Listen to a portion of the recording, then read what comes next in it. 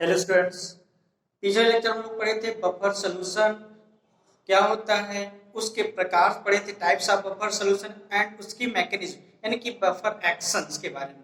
ठीक, आज हम लोग पढ़ते हैं बफर सॉल्यूशन का पीएच को कैसे कैलकुलेट करते हैं।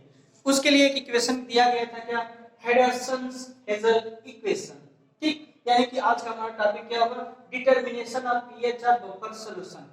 बफर सॉल्यूशन का पीएच को कैसे कैलकुलेट करते हैं, बहुत ही इंपॉर्टेंट टॉपिक है। ठीक, तो चलिए देखते हैं। आपको जैसे पहले से पता है कि बफर सॉल्यूशन दो प्रकार के होते हैं, एसिडिक बफर और बेसिक बफर। ठीक, तो हेडरसन ने क्या किया था, एसिडिक बफर के का पीएच निकालने के लिए अलग फार्मूला बनाया था और बेस के लिए अलग, यानी कि एसिडिक और बेसिक बफर के लिए अलग अलग पीएच के फार्मूले होते हैं। तो चलिए एक एक करके सीखते हैं। ठीक, तो चलिए पहले सीखते हैं एसिडिक बफर के लिए, है ना। तो ठीक है, चलो देखते हैं। फर्स्ट लिखते हैं for acidic buffer solution, for acidic buffer. ठीक, एसिडिक बफर का पीएच कैसे निकालेंगे, उसका डेरिवेशन क्या होता है फार्मूले का, चलिए एक एक करके डिटेल से सीखते हैं। ठीक ना। चलिए जैसे देखो, हमने आपको बताया था एसिडिक बफर में कि जब कभी भी वीक एसिड का सॉल्यूशन बनाते हैं उसके किसी साल्ट से, और वो साल्ट बना होता है स्ट्रांग बेस से, तो वहां पर हमने बताया था जब कभी भी एसिटिक एसिड का सॉल्यूशन बनाते हैं सोडियम एसीटेट से, यह एक प्रकार का एसिडिक बफर होता है। तो चलिए हम एसिडिक बफर का में एसिटिक एसिड का रेफरेंस लेके फार्मूले को डिराइव करते हैं। हेडरसन इक्वेशन होता क्या है ना। ठीक है, जैसे तो इसमें थोड़ा सा चीजें को लिखते हैं स्टेटमेंट, फिर आगे चलते हैं इक्वेशन डिराइव हम करेंगे। तो लिखिए थोड़ा सा इसमें आपको ये लिखना है, लिखिए consider a mixture of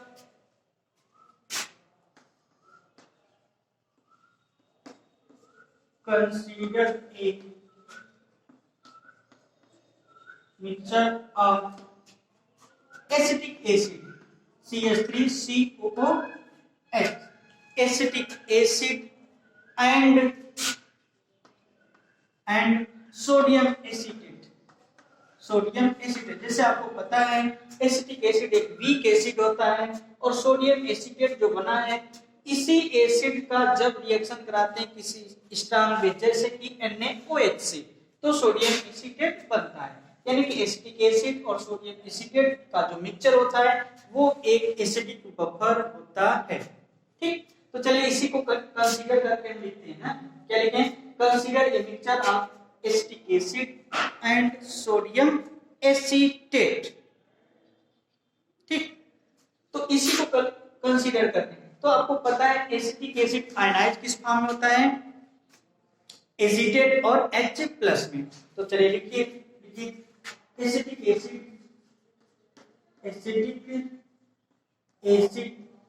ionise,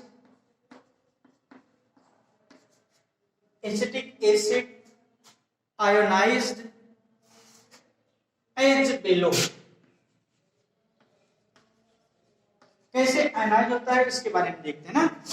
जैसे आपको पता है एसिटिक एसिड का फार्मूला CH3COOH, और आपको पता है एसिटिक एसिड टूटेगा किसमें, H+ और एसीटेट आयन में डिसोसिएट होगा।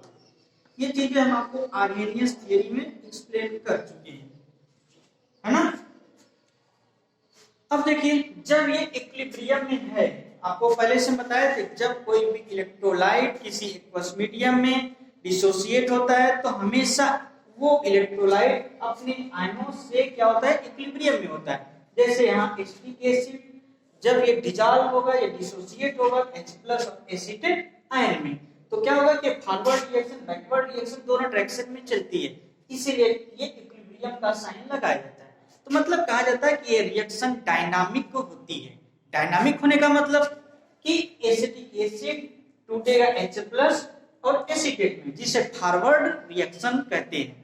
ठीक, उसी तरह H+ और एसीटेट आपस में मिलके एसिटिक एसिड बनाते हैं जिसे कहते हैं बैकवर्ड रिएक्शन। ठीक, जब होता क्या है कि जब rate of forward reaction rate of backward reaction exactly same होता है, तो रिएक्शन इक्विलिब्रियम कंडीशन को फॉलो करती है। अगर ये इक्विलिब्रियम में है इसका मतलब इस पे हम लॉ ऑफ मास एक्शन का यूज कर सकते हैं। ठीक, तो इसका एसिड का डिसोसिएशन कांस्टेंट निकाल पाएंगे। तो चलिए उसका यूज करते हैं। देखिए अकॉर्डिंग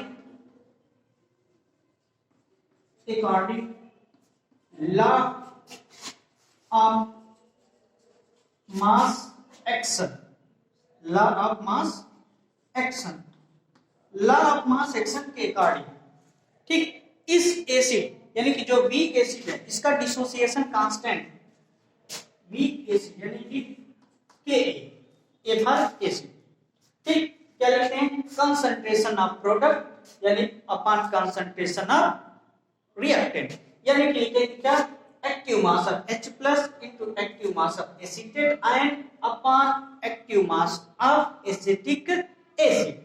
ठीक, तो इसको लिख सकते हैं कैसे, एक्टिव मास मतलब मोलर कंसंट्रेशन यानी कि H प्लस आयन की मोलर कंसंट्रेशन है ना, के बराबर क्या होगा active mass of H plus ion concentration into active mass of acetate ion. तो इसको किस तरह से लिख सकते हैं CH3COO negative upon active mass of acetic acid CH3COOH। तो ध्यान से देखिए ये हमने क्या लिखा concentration of product upon concentration of reactant. तो क्या होगा डिसोसिएशन कांस्टेंट ना, यानी कि कह सकते हैं इसको इक्विलिब्रियम कांस्टेंट भी कहते हैं। तो इस तरह से ये क्या हो गया कि इस वीक एसिड का हमने कांस्टेंट इक्विलिब्रियम कांस्टेंट निकाल लिया। अब हमें निकालना इसका पीएच। तो पीएच कैसे निकलेगा, अब पहले पीएच में आपको पहले से पता है क्या negative logarithm of hydrogen and concentration known as pH.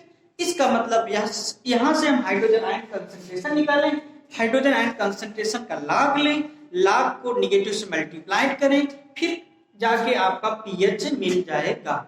इतनी प्रोसेस करनी पड़ेगी। ठीक, तो चलिए मान लेते हैं यहां से निकल आया क्या आपका इक्विलिब्रियम कांस्टेंट। तो चलिए इसे इक्वेशन 1 मान लेते हैं। ठीक, तो इस तरह से हमने यहां पर क्या बताया है कि इसमें आपको यही बताना है इस टॉपिक में हेडरसन इक्वेशन में क्या कि किसी भी वीक एसिड या वीक बेस का जो यानी कि जो बफर सॉल्यूशन होते हैं उसका पीएच निकालने के लिए तो सबसे पहले हमने बताया एसिडिक सॉल्यूशन यानी एसिडिक बफर का पीएच कैसे निकालते हैं। तो उसने हमें बताया था एसिडिक बफर मतलब कोई भी वीक एसिड का उसी के साल्ट से जब मिक्सचर बनेगा तो उसे कहते हैं एसिडिक बफर। जैसे हमने यहाँ एसिडिक एसिड और सोडियम एसीटेट का मिक्सचर लिया था। ठीक, तो यहाँ बताया हमने एसिडिक एसिड अपने H प्लस और एसीटेट में क्या होता है आयोनाइज होता है इक्विलिब्रियम में। तो डिसोसिएशन कांस्टेंट या इक्विलिब्रियम कांस्टेंट इस तरह से होता है concentration of product upon concentration of reactant. Product में आपका देख रहे हैं हाइड्रोजन H प्लस है और एसीटेट आयन है तो उसका concentration upon concentration of acetic acid. ठीक, तो चलिए अब इसके आगे उम्मीद है ये लिख लिए होंगे। अब इसके आगे मूव करते हैं, इसको हम रब कर देते हैं क्योंकि अब हम इक्वेशन 1 से H प्लस आयन कंसंट्रेशन निकालेंगे, हाइड्रोजन आयन कंसंट्रेशन और उसका लॉग लेते हैं और किसी तरह से उसको पीएच के फार्मूले में फिट करना है ताकि हम इस एसिडिक एसिड यानी इस एसिडिक बफर का क्या निकाल पाए पीएच, है ना। तो चलिए देखते हैं कैसे निकालते हैं।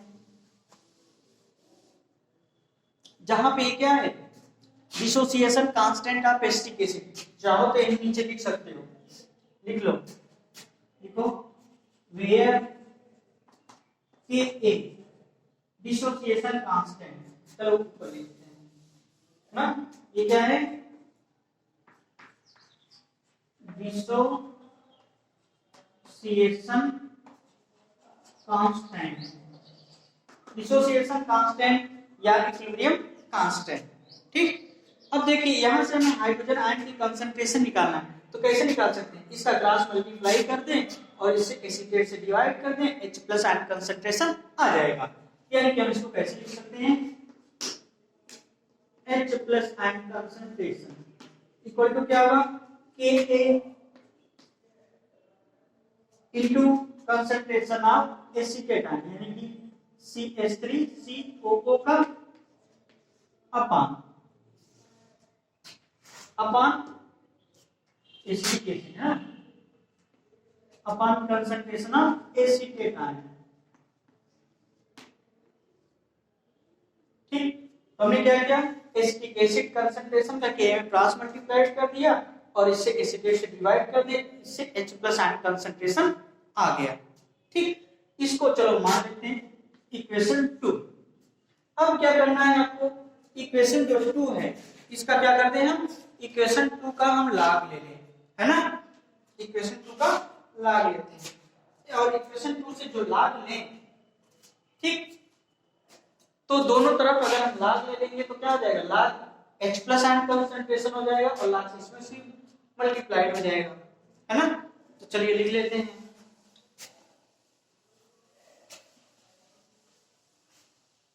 लिखिए taking log of equation 2, taking log of equation 2 on both sides,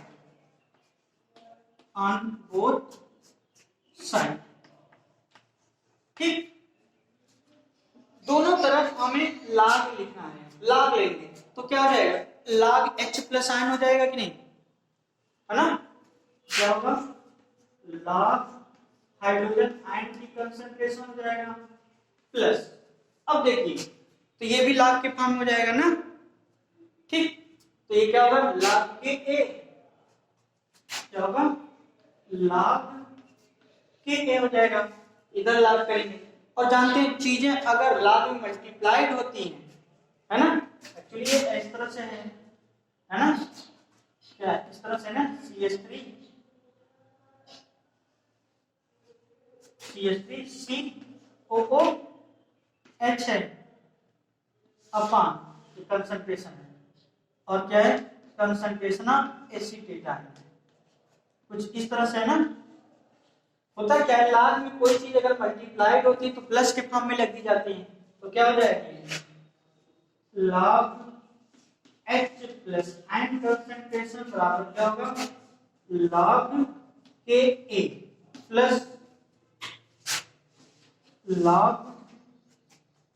concentration of acetic acid CH3COOH, है ना, upon concentration of acetate ion, कुछ ऐसा होगा कि नहीं होगा, है ना। तो चलिए इसे मान लेते हैं equation 3।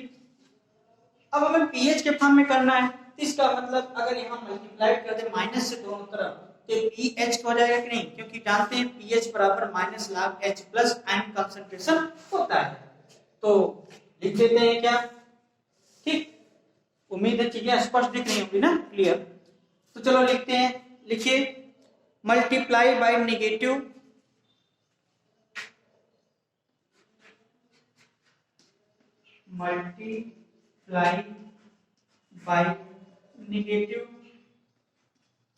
In equation third, equation third में नेगेटिव से मल्टीप्लाई कर दीजिए, है ना। जब इसे मल्टीप्लाई कर देंगे नेगेटिव से क्या हो जाएगा, minus log H+ ion concentration हो जाएगा, ये क्या होगा, माइनस log Ka हो जाएगा, ये क्या होगा, माइनस log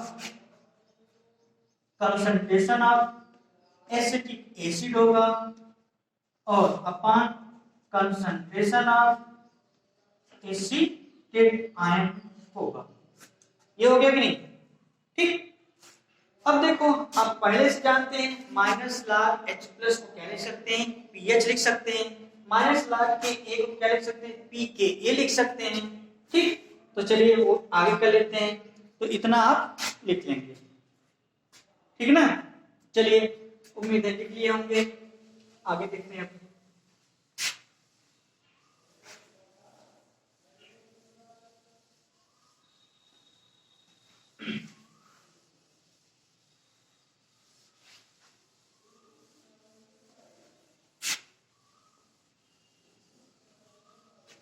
ठीक, अब देखो आप इसको क्या लिख सकते हैं, minus log h plus ion को क्या लिख सकते हैं, pH लिख सकते हैं कि नहीं, ये pH हो जाएगा। और ये माइनस log के a को क्या सकते हैं, p के a लिख सकते हैं, p के a minus log concentration of acetic acid CH3COOH upon active mass of acetate ion CH3COO negative, है ना। हमने ये कैसे लिख दिया आपको पता होगा, क्योंकि pH बराबर होता है minus log H plus ion concentration होता है ना, और P के A बराबर होता है माइनस log के A होता है। इसी फार्मूले का यूज करते हुए हमने यहाँ लिखा है ना। अब आपको ये पहले से पता है, अगर हम इसको रिवर्स करते हैं यानी कि एसीटेट को ऊपर ले जाएं एसिटिक एसिड को नीचे, तो ये साइन इन्वर्ट हो जाएगा, मतलब निगेटिव है तो पॉजिटिव हो जाएगा।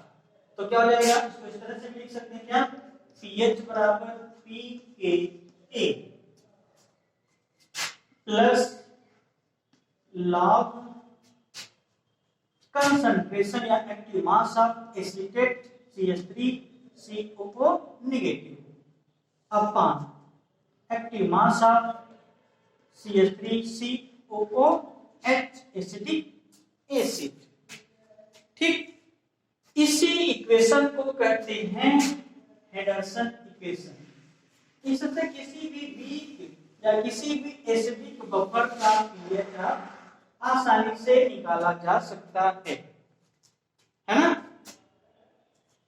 किसी भी एसिड से। और अच्छी तरह जानते हैं जब pH निकल जाएगा तो pOH भी निकाल सकते हैं, क्योंकि pH बराबर pH plus pOH equal to pKw, यानी कि इसकी वैल्यू होती है 14, है ना। या इसको इस तरह से भी लिख सकते हैं, याद करने का सिंपल, pH बराबर pKa plus log concentration of salt upon concentration of acid के फॉर्म में भी याद किया जा सकता है। तो जो इक्वेशन है, इस इक्वेशन को कहते हैं हेडरसन-हेजल इक्वेशन। चलिए इसे मान लेते हैं इक्वेशन 4, इक्वेशन 5 इसको। तो इक्वेशन 4 और 5 को ही कहते हैं क्या, हेडरसन-हेजल इक्वेशन। बात समझ आ गई होगी। तो देखिए और हमने किया क्या है, फिर से देख समझिए एक बार। हमने क्या किया था कि हेडरसन-हेजल इक्वेशन को डिराइव किया है। आपको पता है एसिडिक और बेसिक बफर के लिए अलग अलग तरह से किए जाते हैं। एसिडिक बफर में आपको बताए थे, जब किसी भी वीक एसिड का सॉल्यूशन उसी एसिड के स्ट्रॉन्ग बेस से रिएक्ट करा के साल्ट बनाते हैं, तो उस एसिड और साल्ट का जो मिक्सचर होता है उसे कहते हैं एसिडिक बफर। ठीक, एसिडिक बफर के लिए pH निकालेंगे। कैसे निकालेंगे, जिसमें यहाँ क्या लिया था, एसिटिक एसिड लिया था और उसका मिक्सचर किससे बनाया था, सोडियम एसीटेट से। ठीक, सोडियम एसीटेट से जब मिक्सचर बना तो सोडियम एसीटेट जो एसिटिक एसिड वीक एसिड है तो डिसोसिएट किसमें होगा, H प्लस और एसीटेट आयन में। ठीक ना, तो वहां से हमने निकाला क्या, H प्लस आयन कंसंट्रेशन। पहली बात है इक्विलिब्रियम में होगा, इक्विलिब्रियम कांस्टेंट निकला, इक्विलिब्रियम कांस्टेंट से H प्लस आयन कंसंट्रेशन निकला। जब H प्लस आयन कंसंट्रेशन निकला तो इसे log के फॉर्म में लिखना है, तो दोनों तरफ log ले लिया गया। ठीक, जब दोनों तरफ log ले लिया गया तो log H प्लस आयन हो गया। अगर निगेटिव साइन से दोनों तरफ मल्टीप्लाई कर दें तो log minus log H plus ion को pH लिख देंगे, माइनस log के A को pKa लिख लेंगे, और concentration of acetic acid upon concentration of acetate ion. और फिर क्या किया हमने, एसीटेट आयन को इन्वर्ट कर दिया, अब ऊपर साइड लिख दिया और एसिटिक एसिड को नीचे, तो साइन यहां से निगेटिव से पॉजिटिव हो गया। और जो बचा फार्मूला क्या आएगा, pH बराबर pKa plus log concentration of acetate ion upon concentration of acetic acid. या इसको इस तरह से लिख सकते हैं क्या, pH बराबर pKa प्लस log कंसंट्रेशन यानी कि active mass of salt upon concentration यानी कि एक्टिव मास ऑफ एसिड। तो ये था Henderson equation for the base acidic buffer solution के लिए। ठीक, तो चलिए अब हम सीख लेते हैं इसके आगे बेसिक बफर सॉल्यूशन के लिए भी। ठीक, तो ये बताइए बेसिक बफर सॉल्यूशन क्या होता है। बेसिक बफर सॉल्यूशन मतलब जब कभी भी किसी वीक बेस का सॉल्यूशन बनाते हैं उसी के साल्ट से, और साल्ट बनेगा जब वीक बेस और स्ट्रांग एसिड, तो उस वीक बेस और जो साल्ट का सॉल्यूशन होगा वो होगा क्या, बेसिक बफर सॉल्यूशन। ठीक, तो हमने एसिडिक बफर सॉल्यूशन के लिए सीख लिया है, अब हम सीखेंगे बेसिक बफर सॉल्यूशन। तो बेसिक बफर सॉल्यूशन के लिए Henderson equation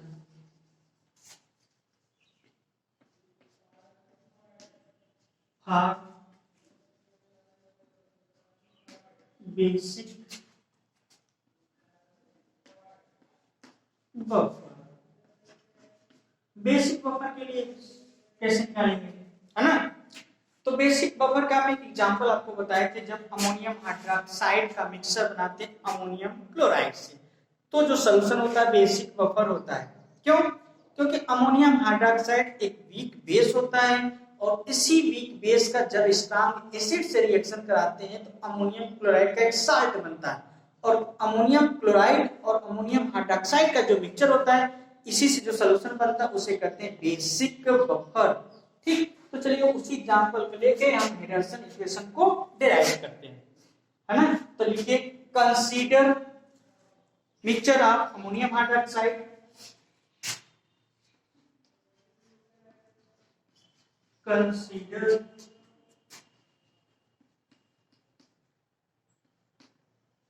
mixture of ammonium hydroxide NH4 OH and ammonium chloride NH4 Cl ammonium chloride. ठीक, तो जो अमोनियम हाइड्रोक्साइड और अमोनियम क्लोराइड का जो मिक्सचर होगा ये बेसिक बफर है। क्यों, क्योंकि अमोनियम हाइड्रोक्साइड वीक बेस है और इसी वीक बेस का जब स्ट्रांग एसिड से रिएक्शन कराते हैं तो अमोनियम क्लोराइड का साल्ट बनता है। ठीक, और वो स्ट्रांग एसिड HCl भी ले सकते हैं ना। तो चलिए इसमें लिखिए थोड़ा सा और। अब देखिए ये अमोनियम हाइड्रोक्साइड क्योंकि वीक बेस है तो किस तरह से डिसोसिएट होगा, इक्विलिब्रियम अमोनियम आयन देगा और हाइड्रोक्सिल आयन। तो इसको लिखिए ammonium hydroxide ionized as below.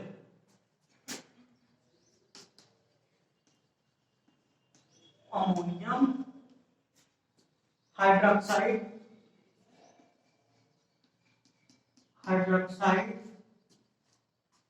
Ionised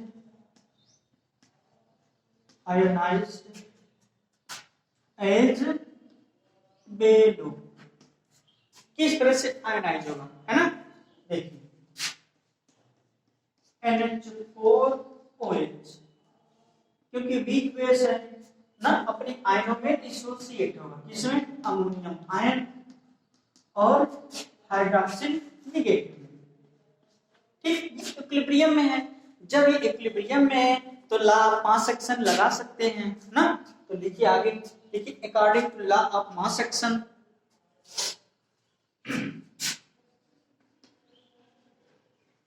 according to law of mass action, law of mass action क्या निकालते हैं, इसे डिसोसिएशन कांस्टेंट या इक्विलिब्रियम कांस्टेंट निकालते हैं। अगर एसिड होगा तो एसिड का, बेस होगा तो बेस का। तो यहाँ बेस है यानी कि बेस का यहाँ पर इक्विलिब्रियम कांस्टेंट निकलेगा, है ना। तो हम लिखेंगे उसके लिए Kb, और आप जानते हैं इक्विलिब्रियम कांस्टेंट क्या होता है, concentration of product upon concentration of reactant, है ना। यहाँ पर कंसंट्रेशन प्रोडक्ट का क्या है, अमोनियम और हाइड्रोक्साइड।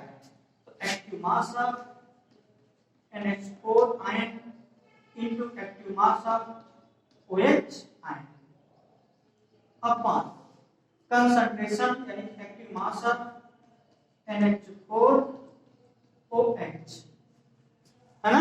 इस तरह से यहां से Kb निकाल सकते हैं। डिसोसिएशन कांस्टेंट यानी कि कर सकते इक्विलिब्रियम कांस्टेंट किसका, इस बेस का, अमोनियम हाइड्रोक्साइड का, है ना। अब यहां से देखो, क्योंकि इससे आपको निकालना बेस होगा तो POH निकालेंगे। POH तब निकल पाएगा जब हाइड्रोक्सिल आयन कंसंट्रेशन आएगा। तो यहां से हम फिर से हाइड्रोक्सिल आयन कंसंट्रेशन निकाल सकते हैं कि नहीं। इसका क्रॉस मल्टीप्लाई अमोनियम हाइड्रोक्साइड का क्रॉस मल्टीप्लाई अगर कर दें Kb में, ठीक, Kb में मल्टीप्लाई कर दें और अमोनियम आयन से डिवाइड कर दें तो हाइड्रोक्सिल आयन का कंसंट्रेशन हम निकाल सकते हैं। फिर क्या, जब हाइड्रोक्सिल आयन का कंसंट्रेशन आ जाएगा तो log से क्या कर, दोनों तरफ log लेंगे और log फिर दोनों तरफ नेगेटिव से मल्टीप्लाई कर देंगे तो POH निकाल पाएंगे। जब POH आ जाएगा तो pH भी आसानी से कैलकुलेट कर लेंगे, है ना। तो चलिए, ठीक, इसे मान लो इक्वेशन 1, जहां ये क्या है, Kb क्या है, dissociation constant of ammonium hydroxide यानी कि V बेस का है ना। तो इसको लिख लीजिए, लिखिए वेयर Kb बराबर क्या है, डिसोसिएशन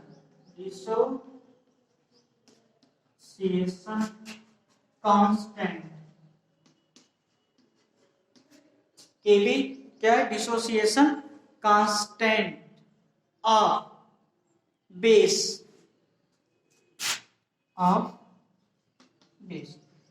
का जो डिसोसिएशन कांस्टेंट होगा उसको रिप्रेजेंट करते हैं Kb से, ठीक। अगर Ka होता डिसोसिएशन कांस्टेंट ऑफ वो एसिड का होता, है ना, ठीक। अब देखो यहां से इक्वेशन 1 से हम हाइड्रोक्सिल आयन की कंसंट्रेशन को कैलकुलेट कर सकते हैं कि नहीं। तो इसको आगे लिखिए, from equation 1 we can calculate from equation 1 we can calculate hydroxyl ion concentration, hydroxyl मतलब OH negative, hydroxyl ion concentration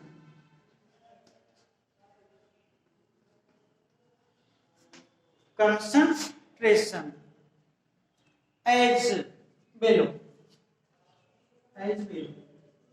ठीक। अब हम हाइड्रोक्सिल आयन की कंसंट्रेशन इससे इक्वेशन 1 से निकाल सकते हैं कि नहीं। इसका इसमें क्रॉस मल्टीप्लाई कर दें, इससे डिवाइड कर दें तो हाइड्रोक्सिल आयन की कंसंट्रेशन आ जाती है, ठीक। तो चलिए देखते हैं, इतना तो आप लिख लिए होंगे, समझ भी आ गया होगा, ठीक। चलिए आगे देखते हैं।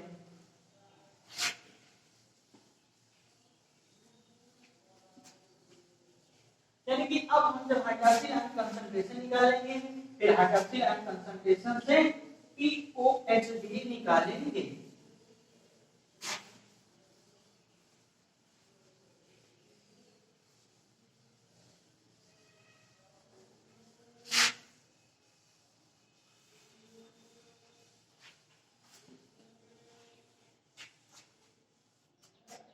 ठीक है ना। चलिए देखते हैं, जैसे POH कंसंट्रेशन क्या होगा, अब जो इक्वेशन हमने लिखा था उसी से निकाल रहे हैं ना। तो क्या होगा, Kb, है ना, POH यहां लिखे थे ना, तो POH आयन कंसंट्रेशन क्या होगा, Kb into concentration of ammonium hydroxide NH4OH था और कंसंट्रेशन ऑफ अमोनियम आयन, ठीक। यहां से हम निकालेंगे हाइड्रोक्सिल आयन की कंसंट्रेशन, इसे मानते हैं चलिए इक्वेशन 2, है ना, इक्वेशन 2। अब क्या कर दें, इक्वेशन 2 के दोनों तरफ हम log ले लें ना, taking log both side on equation 2। तो जब log ले लेंगे तो ये log OH आयन हो जाएगा, तो इससे आसानी से हम POH निकाल पाएंगे। लिखिए टेकिंग log और नेगेटिव से मल्टीप्लाइड साथ साथ कर देते हैं, तो दोनों स्टेप साथ में लिखिए, taking log taking log and multiplied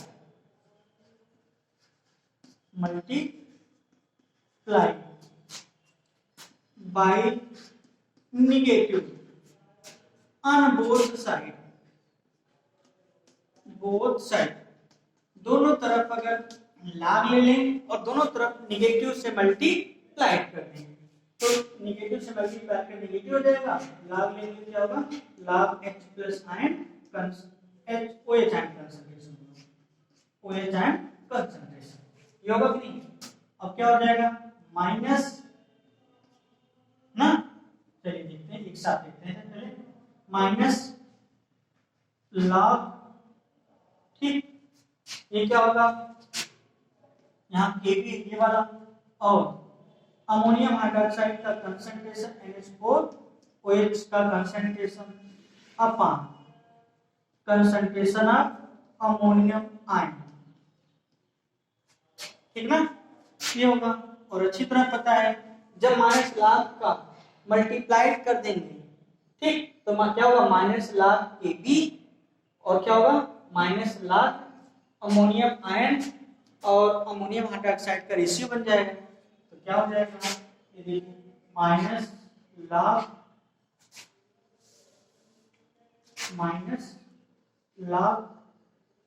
OH ion concentration equal minus log Ka, होगा कि नहीं, और माइनस ना, यहाँ भी हो जाएगा क्या, minus log concentration of ammonium hydroxide NH4OH का concentration upon concentration of ammonium ion, ये कुछ इतना होगा कि नहीं। अब क्या करें, देखो इसको ऊपर ले जाए तो यहाँ प्लस हो जाएगा, और आप अच्छी तरह जानते हैं क्योंकि वी नो दैट POH बराबर क्या होता है, minus log concentration of OH ion, और PKB बराबर क्या होता है, माइनस लॉग KB होता है, ठीक।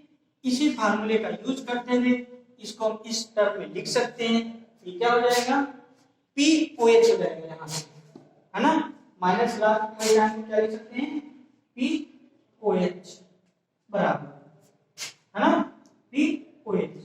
अब माइनस लॉग के एक क्या लिख सकते हैं, PKB, है ना, PKB।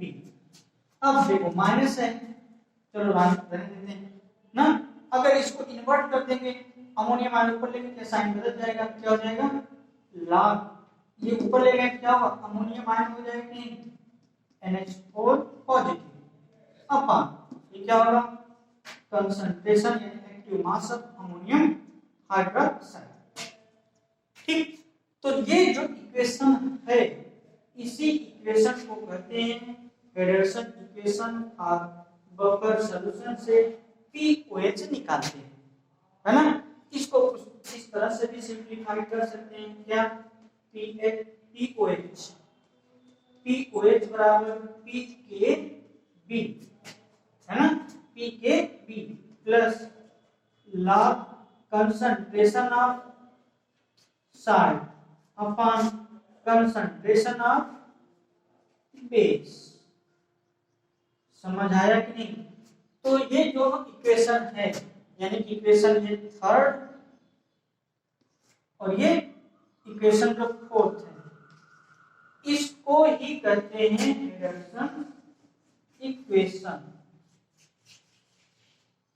है ना, ठीक। उम्मीद है ये चीजें आपको समझ आई होंगी।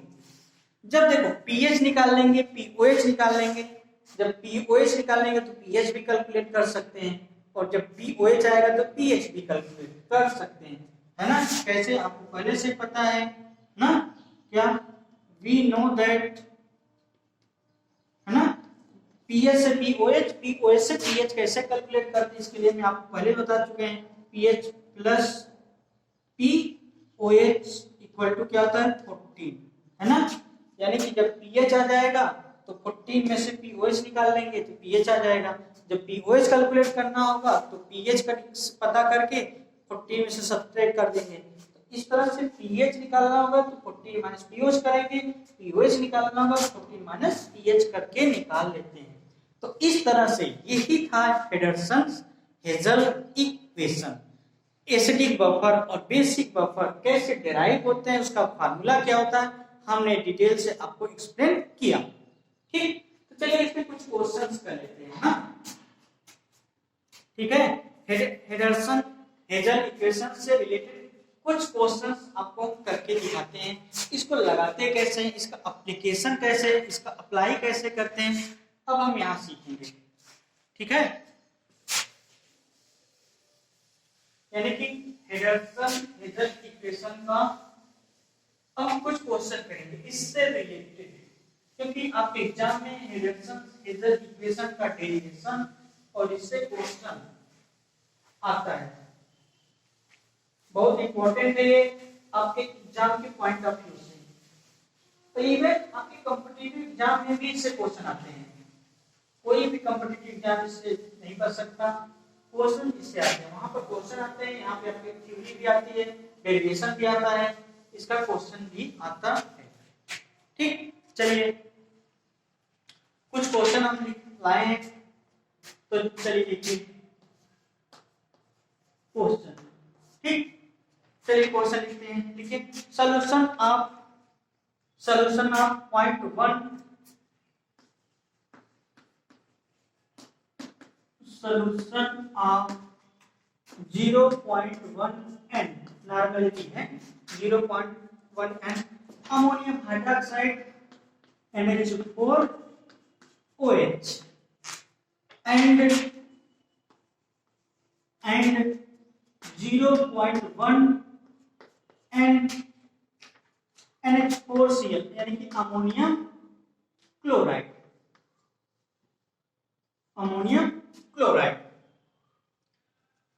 Has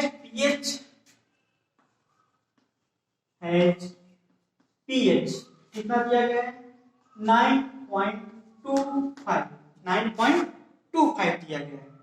then pKb of calculate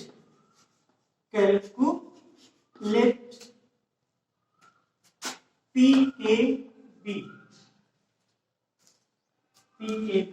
of ammonium hydroxide NH4OH की आपको निकालना है pKb। तो आपको दिमाग में इसको देखने से समझ आ रहा होगा कि ये वीक बेस है और ये उसी का वीक बेस का साथ, यानी कि ये बेसिक बफर हुआ है ना। बेसिक बफर से आपको निकालना क्या है, pKb निकालना है, जिसमें pH दिया गया है ना। तो चलिए लगाते हैं क्वेश्चन, फिर बताते हैं। तो पहले हम इसका क्वेश्चन लगाने से पहले दिमाग में अपने कुछ चीजें आ जानी चाहिए। पहली बात ये वीक बेस है, इसका मतलब इससे POH निकलेगा। फेडरसन इक्वेशन POH से pH निकलेगा, समझ आ रहा है ना, pH से pKb निकलेगा। तो चलिए देखते हैं कैसे निकलता है ना। तो चलिए इसका सॉल्यूशन कर देते हैं। तो क्वेश्चन टैकल करने से पहले आपको चीजें समझ जानी चाहिए, क्या क्या दिया है, कैसे अप्लाई करना है, उस सिंबल का क्या मतलब होता है। तो फार्मूला जानते हैं, POH बराबर क्या होता है, pKb plus log concentration of salt upon concentration of base, है ना। ये था आपका हेडरसन इक्वेशन। वीक बेस मतलब बफर सॉल्यूशन के लिए, बफर बेसिक बफर सॉल्यूशन के लिए हेडरसन इक्वेशन है। अब इसी से हम निकालेंगे पहले POH, है ना। तो देखो कैसे निकालेंगे POH, pKb plus log concentration of salt की कंसंट्रेशन कितना दिया गया है 0.1 ammonium hydroxide 0.1 n ammonium chloride, मतलब 0.1 n दिया गया है साल्ट का कंसंट्रेशन और बेस का दिया गया है कितना 0.1, दोनों की कंसंट्रेशन सेम दिया है ना। ये कट जाएंगी तो क्या होगा, जीरो हो जाएगी। तो इसका मतलब क्या हो जाएगा, POH बराबर PKB। यानी कि इस सॉल्यूशन में जो PKB है वही POH भी है। बात समझ रहे हैं कि नहीं, है ना? ठीक, इसका मतलब और वी नो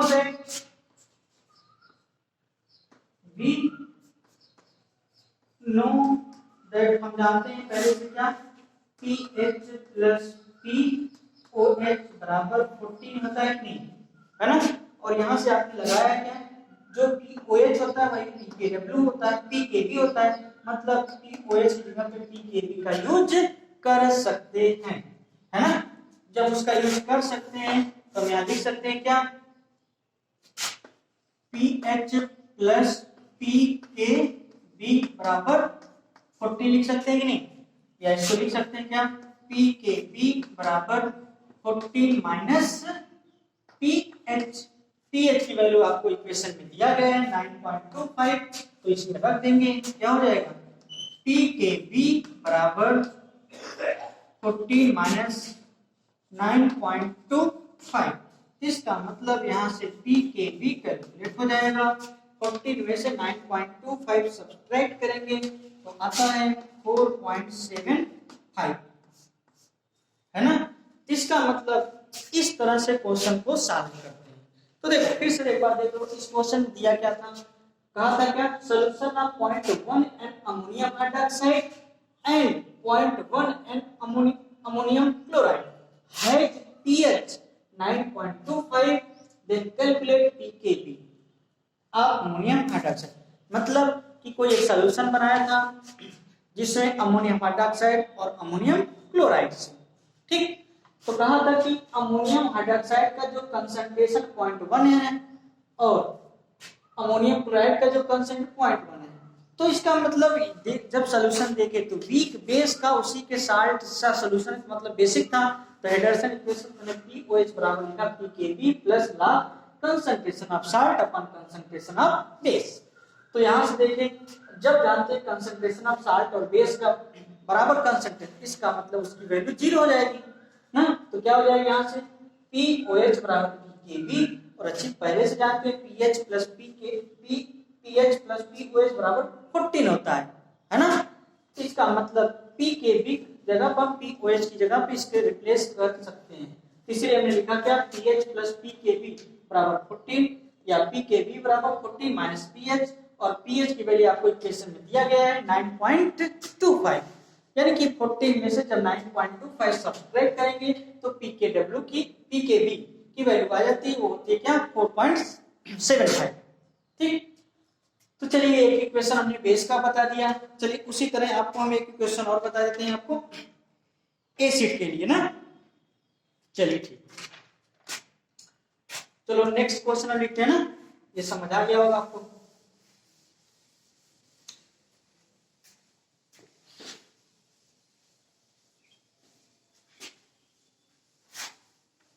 देखिए इससे न्यूमेरिकल आएगा एग्जाम, या तो इसका डेरिवेशन आएगा हेडरसन इक्वेशन का, दोनों की प्रोबेबिलिटी बहुत ज्यादा है, लगभग हर से दूसरे साल ये रिपीट होते हैं क्वेश्चन, है ना? चलिए नेक्स्ट क्वेश्चन लिखिए, ये थोड़ा टिपिकल क्वेश्चंस होगा, इसको थोड़ा समझ के लगाइए, है ना?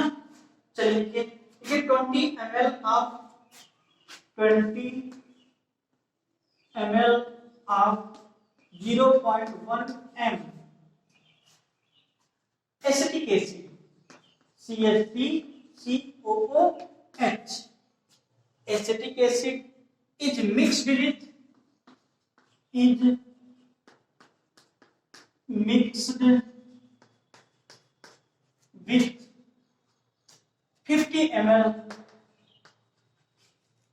50 ml of potassium acetate CH3COOK.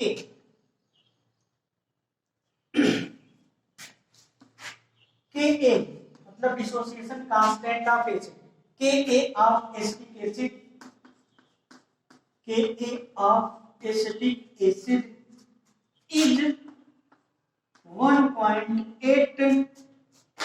Into 10 के power -5 at 27 degree centigrade temperature. फिर कहा है calculate the concentration of potassium acetate. Calculate the concentration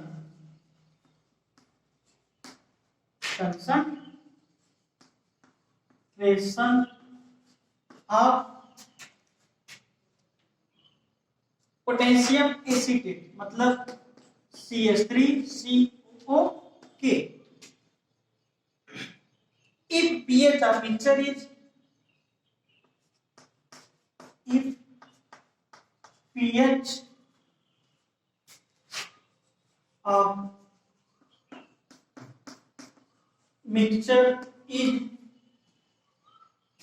pH of mixture is 4.8 है ना।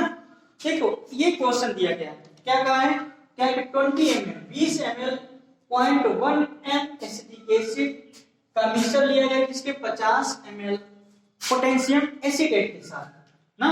और फिर कहा है क्या कि डिसोसिएशन कांस्टेंट एसिटिक एसिड का कितना है 1.8 into 10 के पावर -5 at 27 डिग्री सेंटीग्रेड। तो कहा है concentration calculate the concentration of potassium acetate if pH of solution 4.8 दिया गया। कहा है कि अगर 20 ml 1 m एसिटिक एसिड लें और 50 ml पोटेशियम एसीटेट लें तो सॉल्यूशन का कंसंट्रेशन पोटेशियम एसीटेट का निकालो, जिसमें पीएच दिया गया है और डिसोसिएशन कांस्टेंट भी दिया गया है। तो इस क्वेश्चन को देख के आपके दिमाग में आना चाहिए कि ये जो क्वेश्चन है वैसे किसका है, ये एक प्रकार का एसिडिक बफर है। क्यों एसिडिक बफर है, क्योंकि यहाँ पर एसिटिक एसिड वीक एसिड है और उसी का जो साल्ट लिया गया जैसे पोटेशियम एसीटेट, यानी कि जब वीक एसिड का किसी स्ट्रांग बेस से रिएक्शन किया गया, स्ट्रांग बेस मतलब यहाँ लिया गया था पोटेशियम हाइड्रोक्साइड, तो जो कुछ बना साल्ट वो होगा पोटेशियम एसीटेट। तो एक चीज समझ आया इसके, यानी कि ये एसिडिक बफर है। और एसिडिक बफर के लिए हेडरसन में एक इक्वेशन दिया था पीएच कैलकुलेट करने के लिए, क्या था पीएच बराबर क्या था pKa plus log concentration of salt upon concentration of acid. उसी से करके आपको आसानी से कैलकुलेट कर सकते हैं। लेकिन यहाँ पर देखिए ml वॉल्यूम दिया गया और कंसंट्रेशन दिया गया, तो मिली इक्विवेलेंट निकालेंगे, यानी कि मिली इक्विवेलेंट निकालेंगे तो जाके क्वेश्चन सॉल्व होगा, है ना। तो चलिए लगाते हैं इसको। इस क्वेश्चन को लगाते हैं, ये थोड़ा सा इंपॉर्टेंट क्वेश्चन है और टिपिकल भी है ना। तो चलिए जैसे कहा गया कि calculate the concentration of potassium acetate, तो चलिए पोटेशियम एसीटेट की कंसंट्रेशन निकालने से पहले उसको मान लेते हैं, कुछ x मान लेते हैं, है ना। तो लिखिए लेट द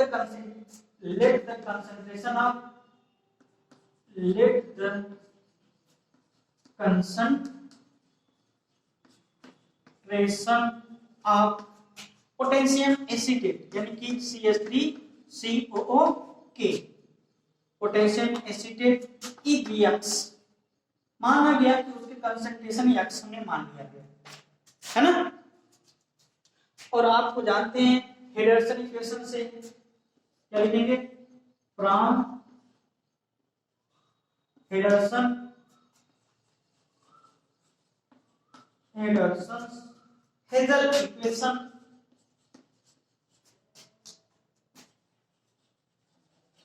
हेजल इक्वेशन से क्या निकालते हैं पीएच, कैसे निकालते हैं पीएच बराबर pKa plus log concentration of salt upon concentration of acid, है ना।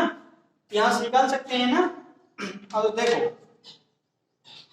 इफेक्टिव मोलर कंसंट्रेशन, इसी इक्वेशन में सारी वैल्यू को पुट कर दीजिए। पीएच की वैल्यू दिया गया कितना 4.8 pKa की वैल्यू दिया गया है ना। इतना कंसंट्रेशन दिया गया है तो pKa लिखेंगे क्या लिख सकते हैं माइनस log के ए लिख सकते हैं ना, और के ए की वैल्यू दिया गया कितना 1.8 इंटू 10 के पावर माइनस 5। देखो चीज जानते हो कि आप लोग क्या पी के ए बराबर माइनस लॉग के ए। जहां अगर क्योंकि क्वेश्चन में कंसंट्रेशन दिया गया किसका कि ए का, तो पी के ए को रिप्लेस कर देंगे किससे माइनस लॉग के ए से, वही हमने किया क्या माइनस लॉग के ए है ना। अब लॉग अब कंसंट्रेशन ऑफ साल्ट की कंसंट्रेशन कैसे लिखेंगे है ना, और उसी का कंसंट्रेशन निकालना भी आपको वॉल्यूम दिया गया है ना, वॉल्यूम दिया गया है, कंसंट्रेशन उसका निकालना है। कंसंट्रेशन आपने x मान लिया, तो इफेक्टिव इक्विलिब्रियम कांस्टेंट मिली इक्विवेलेंट आप लोग जानते होंगे ये होता है मिली इक्विवेलेंट। मिली इक्विवेलेंट कैसे निकालते हैं, वॉल्यूम इन ml इनटू नॉर्मेलिटी है ना। तो नॉर्मेलिटी दिया गया है, वॉल्यूम दिया गया है, कंसंट्रेशन दिया गया, नॉर्मेलिटी दिया गया, सबको दिया गया, मोलरिटी दिया गया है ना, और जो इसकी नॉर्मेलिटी होगा वही इसकी मोलरिटी होगा। क्यों? क्योंकि इसकी वैलेंस फैक्टर 1 है।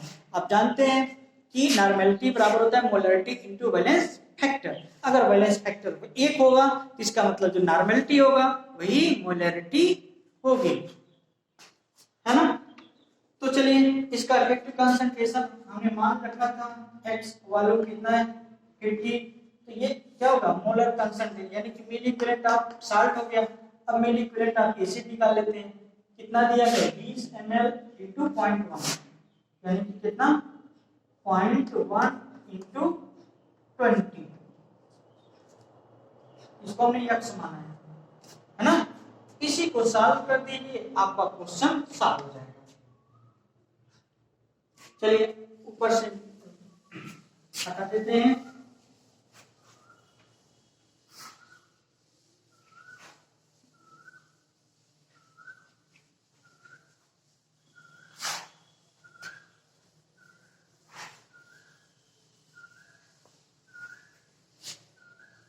है ना। चलिए इसको सॉल्व करते हैं ना। ठीक देखिए क्या होगा 4.8 ये ठीक। अब इसको क्या करेंगे माइनस लॉग, ये माइनस है माइनस इधर से प्लस प्लस 5 हो जाएगा, और लॉग 1.8 की वैल्यू, और लॉग आप जानते हैं लॉग 1 की वैल्यू क्या होती है 0, और लॉग 2 की वैल्यू 0.3 होती है, और लॉग यानी कि ये 1 और 2 के बीच की वैल्यू है। इसका मतलब इसकी जो वैल्यू होगी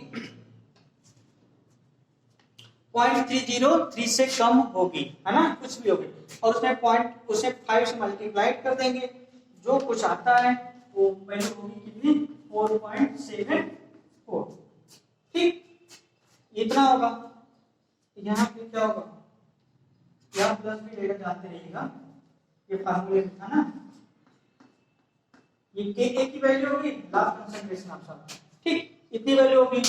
अब प्लस है ना प्लस लॉग, अब देखो इसका इसमें मल्टीप्लाई करेंगे कितना हो जाएगा 2 हो जाएगा, और ये 25 हो जाएगा 25x यानी कि log 25x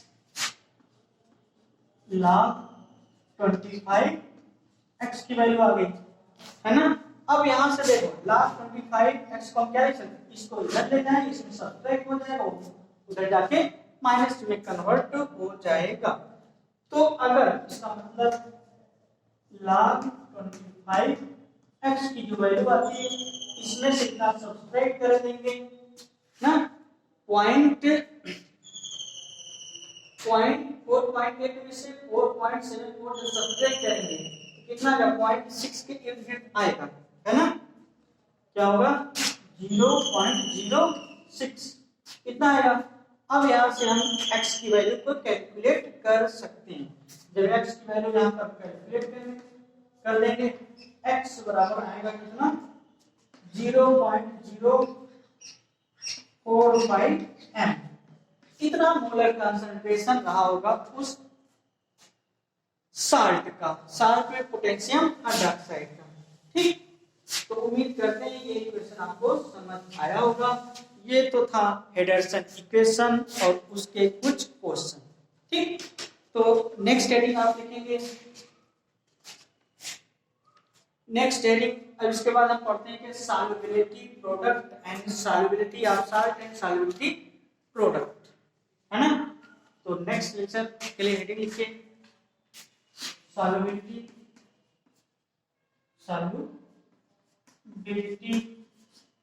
and solubility product. ठीक, इसको हेडिंग बना लीजिए। इसको नेक्स्ट लेक्चर में एक्सप्लेन करेंगे, सॉल्युबिलिटी क्या होता है, सॉल्युबिलिटी प्रोडक्ट क्या होता है। ठीक, ओके, थैंक यू।